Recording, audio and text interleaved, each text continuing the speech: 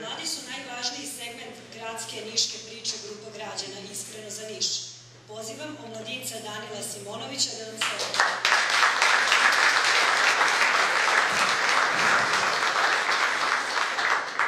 Dragi prijatelji, dame i gospodo, dobro večer. Želim da vas pozdravim i bit ću kratak da bismo čuli čoveka za koga smo svi ovdje došli, da nam se obrati. Ja sam Danilo Simonović, student sam Prirodno-matematičkog fakulteta, zadnje godine mastera na Prirodno-matematičkom fakultetu i samo sam jedan od promila, tako kažem, čitave omladine na Panteleju, nezadovoljne omladine na Panteleju, koja nema gde da radi, koja nema osnovne uslove za život i koja nema sredstva da stvara svoju porodicu.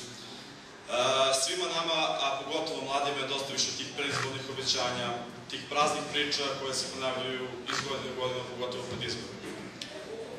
Nijedno od tih obećanja nije bilo ispunjeno i zbog toga smo se, da tako kažem, privolili, preključili i opredelili se za ovu grupu građana, koja nije politička partija, već je skup ljudi koji su, da tako kažem, prepoznatljivi u svom selu, u svojoj ulici, u svom gradu i koji ne obećavaju kuli i gradove, nego obećavaju da će biti mesta za nas mlade, za ljude koji su obrazovani, ljudi koji su završili fakultete, a ne ljude koji su završili...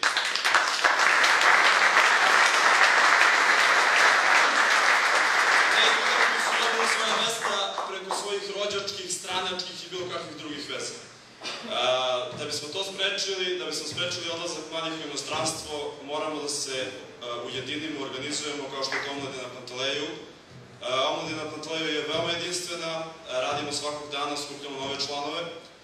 Zbog toga vas pozivam da svoje sinove, kćeri uputite kod nas, znači imamo jedan drugarski odnos, prijateljski, i da zajedno pomerimo ovu vlast koja je nikakva i sami ste svesni toga i da 24. svi slavimo zajedno.